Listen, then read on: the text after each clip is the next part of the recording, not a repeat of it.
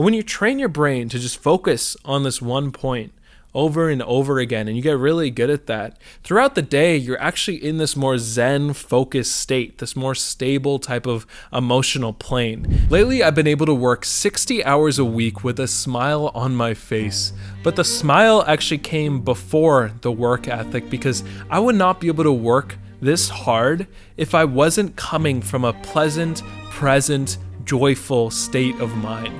And so that's why in this video, I'm going to go over 3 tips on how you can become a much happier person so that you can work really, really hard. Because if you're coming from a more anxious place, if you are just like, oh shit, like I need to make it, like I'm not there yet, and you're constantly in that state of mind, it's so hard to just be able to work all day. And that's what we'll get into in today's video. The first habit is having a consistent sleep schedule, even on weekends. And I say even on weekends because I think that's the hardest part for most people. I think when people go to school or they have a job, they're fine on weekdays. Monday through Friday, they'll wake up and they'll sleep around the same time.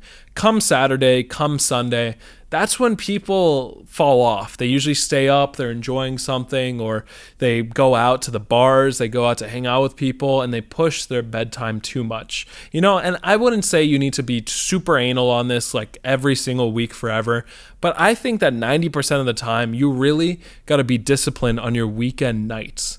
And you got to get back home and be in bed at the same time that you're doing that Monday through Friday. I think it makes a huge difference I've seen in my personal life when you do that versus if you were to get 8 hours of sleep every night, but on Saturday and Sunday, you sleep in a lot more and you go to bed a lot later. I think that if you can normalize the entire 7 days of the week, you actually get a lot more sleep gains, which means you're a lot happier and more peaceful throughout the week. And damn, like if you're really used to staying up on weekends and you're going out and you're doing that, you've low-key probably been doing that for years now. If you're really used to that lifestyle, you don't even know what it's like to be at your most rested, slept type of state of mind. You don't even know how much more happier and how much more peaceful you can be on a daily basis. So you need to experiment with this. For me, is that whatever sleep schedule that you're choosing this weekend and the next weekend, just try it out. Leave your friend circle at that time and get in bed. Like don't go out past like 12. I sound like a parent, but I swear to God, this is so pivotal to being able to work really, really hard, is fixing your sleep schedule. And there's some other tips on how you can optimize it. Sleep in a cold, dark room, don't eat too close to bedtime.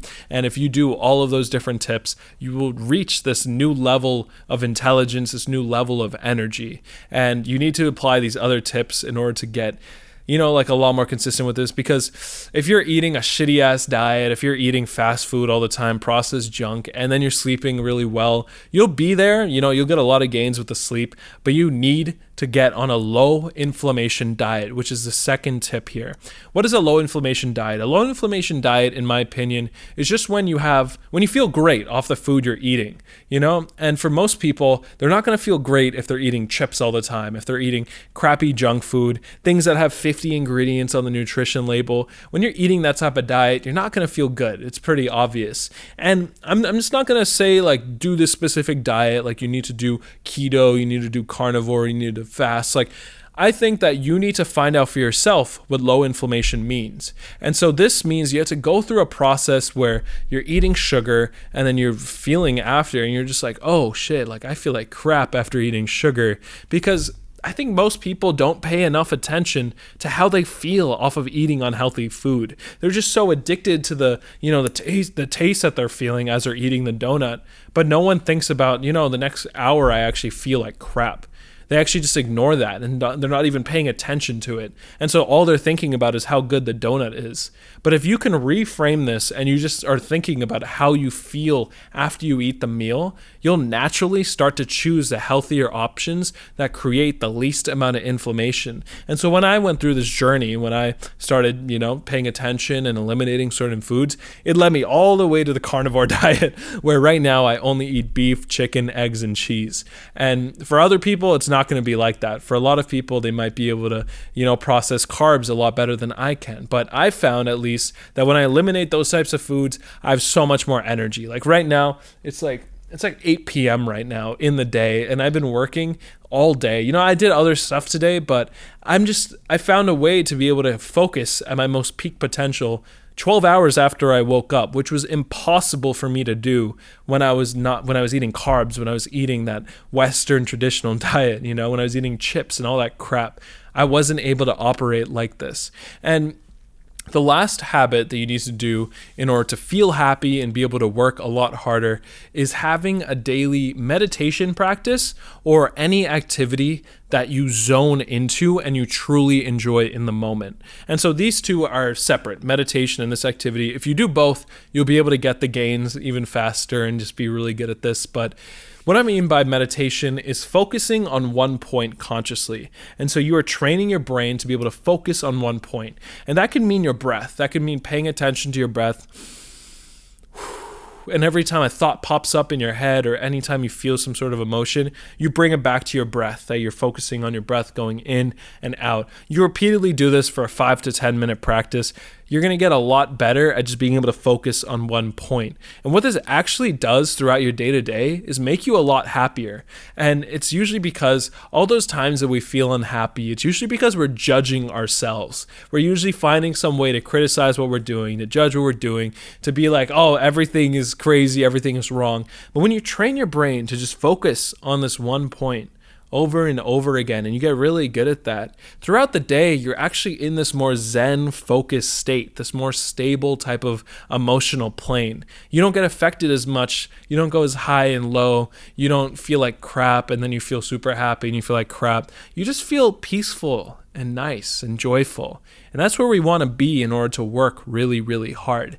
And the other area that I wanted to talk about is zoning into an activity. So obviously, like, happy people don't always meditate. I'm sure you've known someone who, doesn't meditate at all, but is an extremely happy person. And I would say a solid substitute, but I think you should do both, is to have an activity that zones you in. So sports are a great example of this.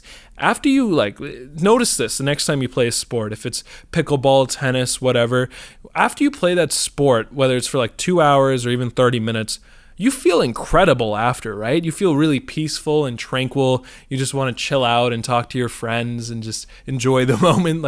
That's how I feel after I play ping pong. That's how I feel after I play volleyball. I'm always in this really great mood. And I think the reason is that you just, for that entire time, you're so focused on your goal, on just winning, on that whatever it is that you're doing in that sport, that you're not thinking at all about bad things, about judgment, about negative things. And that carries over to after you're done with the activity in a similar way to meditation. And so if you have at least a sport you're playing every day or a couple times a week, or you're doing cardio, you're doing something super intense, in addition to being focused into it, you get a release of endorphins. You get a release of those chemicals that those feel-good chemicals that come out when you exert physical effort, which is the thing. If you can do that, plus meditation, plus the other tips that I gave you, you'll be incredibly peaceful, happy, and have zero stress in your life, and it'll be easy to work extremely hard towards your goals. Thank you so much for watching this video. If you got any value from this, make sure to go down, hit the like, comment, and subscribe button, and watch this next video.